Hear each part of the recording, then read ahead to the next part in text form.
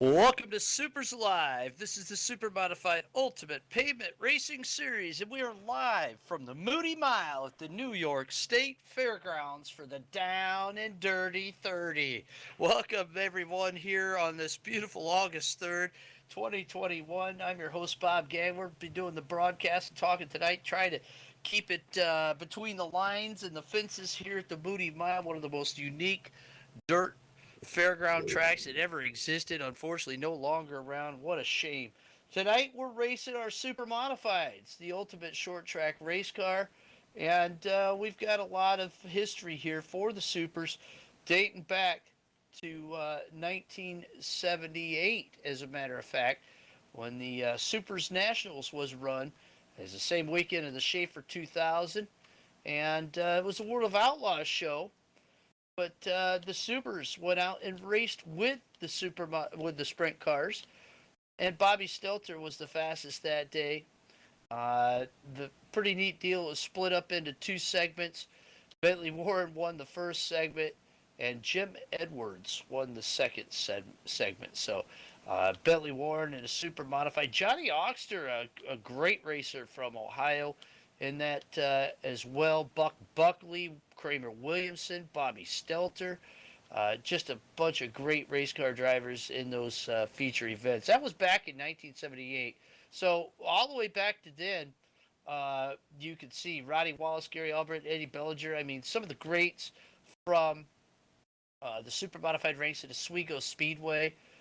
There was a pretty crazy crash as well. But we moved forward then past Super Dirt Weekend. It's the Supers Nationals in 1979. The Supers ran with the sprints again. This time they had wings on. We're running without the wings, just like they did the first time. But that was another great run for the super modified drivers, with Bentley coming home in sixth again. And Eddie Thompson was in that one. Bobby Stelter, Steve Joy, Gary Albritton, 1975 International Classic winner. Chuck Siprich, Jim Champagne, Bob Garvey, a non-sanctioned event. Paid $11,000 to win in 1979. Can you imagine that? Keith Kaufman was the fastest qualifier in 1980, and that was a super modified event. But Jim Champagne was third in his sprint car. How about that? Eddie Thompson and Bobby Stelt finished 11th and 12th with super modifieds. 1981, another basically a World of Outlaws show. Steve Kinzer, fastest with a 29.85. No supers qualified for the event that year. We move forward a little bit. Again, they continued to run with the sprint cars. The super modifieds did through the early 80s. In 84, Doug Sawyer, Bentley Warren, Gary Albritton made the show. Gary Morton, Todd Gibson, Joe Gosick failed to qualify via the B main. So you go again in 85, a couple of super modified greats, Gary Albritton and Eddie Bellinger. And then in 86, it was separated. It was part of Super Dirt Week. It became the Super Modified Nationals, and it was wing super modifieds only. And that was the big blocks, and they became illegal under the World of Outlaws rules. That's when the World of Outlaws kind of started cracking down on their rules and limited the engine size to 410s. So the Supers went out for a 4,500 to win show, and Joe Gosick was the winner.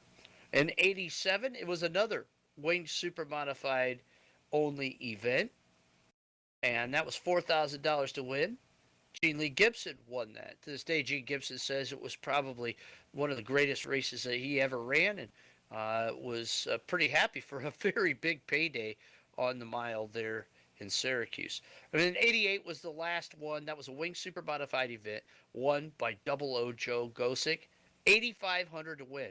The last three shows were all ISMA sanctioned. So there's a little bit of the history of the super modifieds at the New York State Fairground, courtesy of jakesite.com.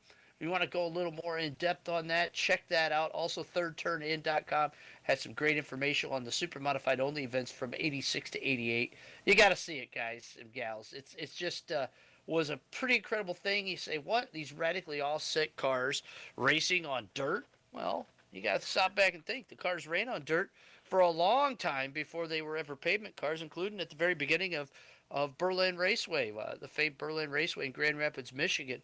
They ran on dirt there, and out west especially, they ran on dirt. Even through the 70s, it was pretty common to see, into the 80s, I mean to say, see Supermodifieds on dirt out there at the original Las Vegas track and Clovis Speedway, and so on and so forth, as part of the California Golden State Classics, which saw well over 150 cars try to compete and make the event. So a lot of history there. We like to talk about history of Supermodified because we want to teach people what the real Supermodified division is all about.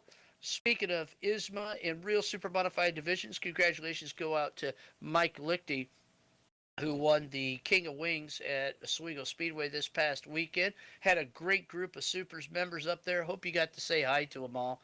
Was nice to have them around and enjoy spending time together, meeting each other for the first time in person, a lot of them. So glad to have that. Also winning the 350 SUPRS at Oswego this past weekend, Jeff Battles. Continues to do very well in his 350 Super at the Big O. You want to look for what's coming up in your neck of the woods for real Supermodified races, go to supers.net, click on the schedule page, and you'll be able to tell who is going to be racing near you. Coming up here this weekend, ISMA's going to be at Lee USA Speedway for the Ali Silva Summer Classic. So we hope you can join him out there in New Hampshire. We've got through our time trials. It was group qualifying here tonight. And congratulations to Brad Keyser, your new track record holder. First time the Supers in Supers history we've been on this track, and Brad set a very fast lap at 25.498. Didn't fare too well in his heat race. Dropped out of that one, and ended up not making it out of his heat to the fast car dash. Heat races were 8 laps in length. The Michigan Hill Gang coming out first and second, the only 2 cars to finish the first heat race.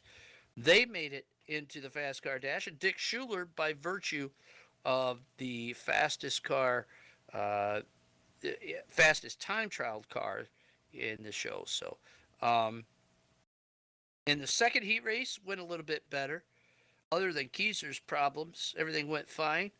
Ryan Clunan was your winner, and Rob Warren came home second, and then Steven Vincent led the most laps of the race, but dropped back to third at the end. Greg Breen also in that one, and then we'll take the number 13, 35, and 28 into the fast car dash.